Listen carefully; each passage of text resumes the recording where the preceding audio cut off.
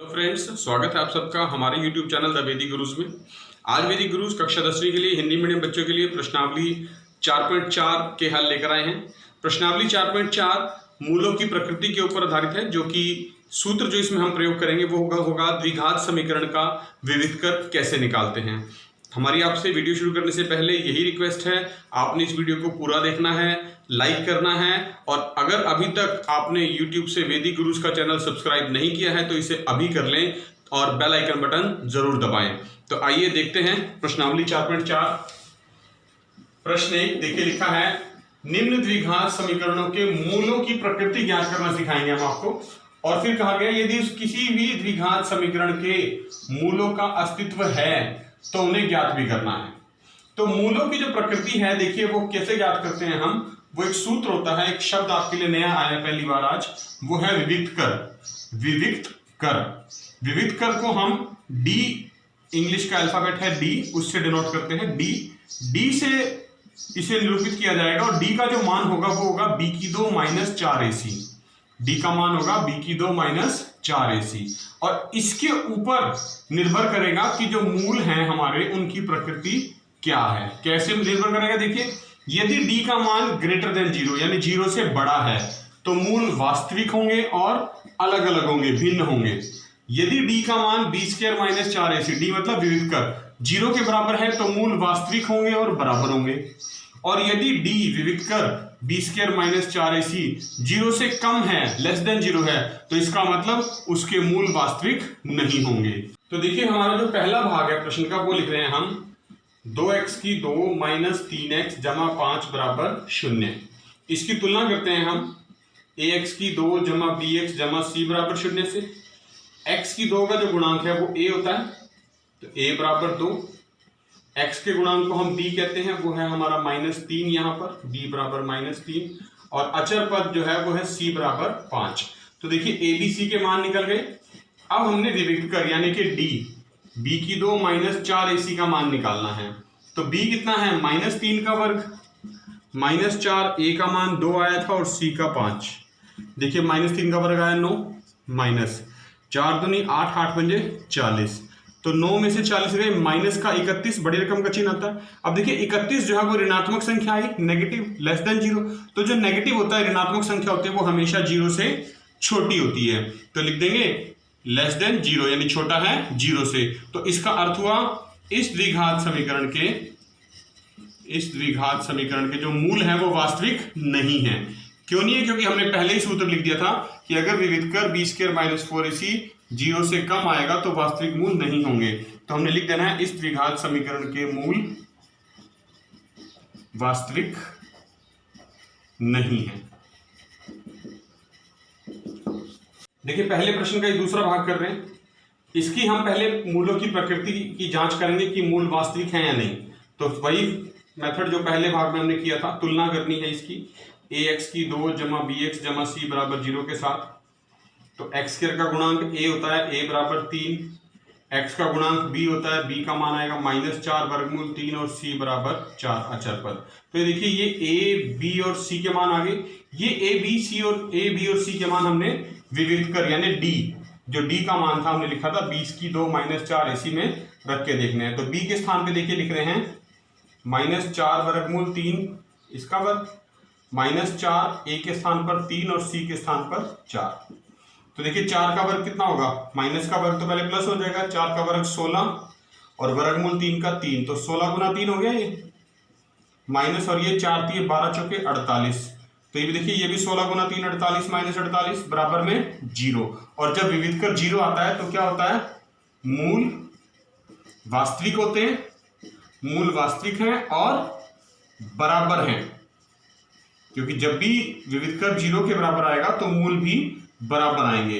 तो मूल वास्तविक हैं और बराबर हैं। और हमें प्रश्न में कहा गया कि अगर मूल वास्तविक आए तो वो निकाल के भी दिखाने हैं। तो वो देखिए हम निकाल के भी दिखा रहे हैं, 3x की 2 माइनस 4 वर्गमूल 3x जमा 4 बराबर 0। देखिए द्विघात समीकरण है हमारे पास, हमने इसके मूल गुणनखंड बनाने मूल निकालने के लिए। तो ये अचर पद है 4 और ये x की 2 का गुणांक 3, तो 4 गुना 3 बराबर 12। ठीक है, 12 आया। अब हमने इस 4 वर्गमूल 3 को तोड़ के लिखना है। तो कैसे लिखा जाएगा, देखिए 3x की 2 माइनस ये 4 है तो लिख सकते हैं 2 जमा 2 यानी 2 वर्गमूल 3 जमा 2 वर्गमूल 3, 4 वर्गमूल 3 हो जाएगा। x एज इट इज लिखना है जमा 4 बराबर 0। अब ये ब्रैकेट खोल दीजिए आप, क्या बनेगा 3x की 2 माइनस 2 वर्गमूल 3x, फिर से बाहर माइनस है तो चिन्ह बदल जाएगा, माइनस का 2 वर्गमूल 3x जमा 4 बराबर 0। अब पहली दो संख्याएं और आखिरी दो संख्याएं, पहली दो संख्याओं में से कुछ कॉमन आ रहा है। देखिए ये जो 3 है इसमें से भी वर्गमूल 3 और यहां से भी वर्गमूल 3 कॉमन आ गया। तो ये जो 3 है इसमें से वर्गमूल 3 कैसे कॉमन आया, कई बार बच्चे अक्सर कंफ्यूज होते हैं कि वर्गमूल 3 में से उनको समझ नहीं आता कि वर्गमूल 3 कैसे आया। तो आपके लिए लिख रहा हूं, देखिए यहाँ पर ध्यान रखना है, ये जो 3 है आप इसको ऐसे लिख सकते हैं वर्गमूल 3 गुना वर्गमूल 3, ठीक है। तो एक वर्गमूल 3 हमने बाहर ले लिया और एक वर्गमूल 3 यहाँ बच गया, और साथ में x भी ले लेते हैं, इसके वर्गमूल 3x कॉमन आ गया तो बचेगा वर्गमूल 3 माइनस 2x माइनस, अब इन दोनों में से कॉमन लेना है, 2 कॉमन आ जाएगा। देखिए फिर से भी बचेगा वर्गमूल 3x माइनस 2, यहाँ x नहीं आएगा, बराबर में 0। तो देखिए जो हमारे पास अब ये ब्रैकेट बच गई है वर्गमूल 3x माइनस 2 वर्गमूल 3x माइनस 2, बिल्कुल समान संख्याएं आ गई दोनों के अंदर, चिन्ह भी समान है, इसका मतलब प्रश्न बिल्कुल ठीक हो रहा है। तो यही ब्रैकेट कॉमन आ जाएगी वर्गमूल 3x माइनस 2, और यहाँ से बचेगा एक तो ये बचा वर्गमूल 3x और यहाँ से एक बचा माइनस 2 बराबर 0। 2 गुणनखंड बन गए, दोनों को अलग अलग आप 0 के बराबर जब रखेंगे, वर्गमूल 3x माइनस 2 वर्गमूल 3x माइनस 2 बराबर 0, तो देखिए x का मान क्या आएगा वर्गमूल 3x बराबर 2, यानी x बराबर 2 बटे वर्गमूल 3, और यहाँ से भी वर्गमूल 3x बराबर 2 और x बराबर 2 बटे वर्गमूल 3। तो देखिए ये जो मूल है ये समान भी आ गए और वास्तविक भी आ गए। देखिए तीसरा भाग कर रहे हैं, तीसरे भाग में लिखा है 2x की 2 माइनस 6x जमा 3 बराबर 0, ये द्विघात समीकरण दिया हुआ है, और करने का तरीका वही है जैसे हमने पहले दो भाग किए हैं। हमने इसकी तुलना करनी है ax की 2 जमा bx जमा c बराबर 0 के साथ। x की 2 का गुणांक को a बोलते हैं तो a बराबर 2, x का गुणांक b होता है b बराबर माइनस 6 और c बराबर 3, ये हमारा अचर पद है। तो ये abc के गुणांक आ गए, देखिए तीनों abc आ गए हमारे पास तीनों। अब हमने विविध कर यानी कि b की 2 माइनस 4 ac में इनके मान रखने हैं ताकि हमें पता चल जाए मूल वास्तविक है या नहीं। तो b का मान रखने हैं माइनस 6 की 2 माइनस 4, a का मान 2 और c का मान 3, ठीक है। तो ये आएगा माइनस 6 का वर्ग यानी कि 36, माइनस 4 दूनी 8 दिया 24, और 36 में से 24 गए 12। तो देखिए 12 जो है वो 0 से बड़ा है, तो जब भी विविधकर d 0 से बड़ा होता है तो इसका मतलब क्या होता है, मूल वास्तविक हैं, मूल वास्तविक होते हैं, वास्तविक हैं तथा असमान है। असमान मतलब भिन्न यानी कि अलग अलग हैं, तो हमें वो दो मूल भी ज्ञात करने हैं। तो देखिए द्विघात समीकरण फिर से लिख लेते हैं, 2x की 2 माइनस 6x जमा 3 बराबर 0, और abc के मान हमने लिख लिए थे, a 2 था, b माइनस 6 आया था और c 3 आया था। तो ये निकालने के लिए हम द्विघाती सूत्र का इस्तेमाल कर रहे हैं। देखिए मूल ज्ञात करने के लिए इसके द्विघाती सूत्र, क्योंकि गुणनखंड नहीं बनेंगे इसके, तो द्विघाती सूत्र क्या कहता है, वो होता है x बराबर माइनस b प्लस माइनस वर्गमूल b की 2 माइनस 4ac बटे में 2a। तो ये ध्यान से देखिए जो वर्गमूल के अंदर संख्या लिखी है b की 2 माइनस 4ac, ये d का मान ही होता है हमारे पास विविधकर का, यानी कि तो हम डायरेक्ट लिख सकते हैं माइनस b के स्थान पे माइनस 6 प्लस माइनस वर्गमूल, और b स्क्वायर माइनस 4ac यानी कि विविधकर हमने अभी निकाला था d 12 आया था, तो यहाँ 12 रख देंगे बटे में 2, a के स्थान पे भी 2। तो देखिए माइनस माइनस प्लस हो गया, 6 प्लस माइनस वर्गमूल 12 को लिख सकते हैं 4 गुना 3 बटे में 2 दूनी 4, ठीक है। तो ये क्या आ गया, देखिए 6 प्लस माइनस 4 का वर्गमूल कितना होता है 2, तो ये बचा 2 वर्गमूल 3 बटे में 4। अब ध्यान से देखें, अगर हम ये जो दो संख्याएं हैं ऊपर 6 और 2, इनमें से 2 कॉमन ले सकते हैं आप, तो बचेगा 3 प्लस माइनस वर्गमूल 3 बटे में 4, ये कट भी जाएगा, 2 एकम 2, 2 दूनी 4, तो x के जो मान आ गए 3 प्लस माइनस वर्गमूल 3 बटा 2। ये दो मूल हैं, असमान हैं, अलग अलग करके लिख सकते हैं, एक बार जमा के चिन्ह के साथ 3 जमा वर्गमूल 3 बटा 2, और एक बार घटा के 3 के साथ 3 माइनस वर्गमूल 3 बटा 2। दूसरा प्रश्न कर रहे हैं प्रश्नावली 4.4 का ही, इसमें हमें बताना है द्विघात समीकरण में k का मान ज्ञात करना है, और शर्त दी हुई है कि उसके मूल जो है वो बराबर होने चाहिए। तो देखिए पहले भाग में जो द्विघात समीकरण है वो है 2x की 2 जमा kx जमा 3 बराबर 0। हमें इस k का मान ज्ञात करना है, और तो क्या करना है, सबसे पहले तुलना करनी है इसकी। ax की 2 जमा bx जमा c बराबर 0 के साथ, तो a का मान तो 2 आया, b का k और c का 3।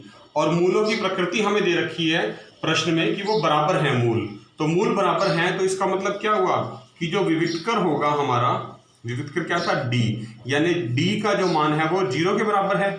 और d क्या होता है, b की 2 माइनस 4ac बराबर 0।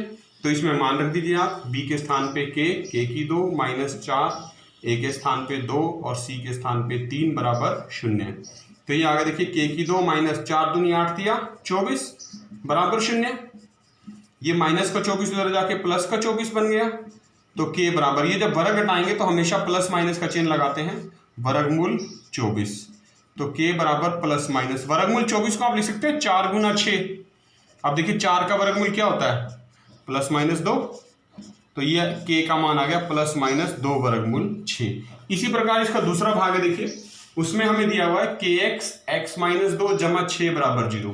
सबसे पहले ये ब्रैकेट खोलनी है, kx को आपने x से गुना करना है, तो kx की 2 माइनस kx को 2 से गुना करेंगे 2kx जमा 6 बराबर 0।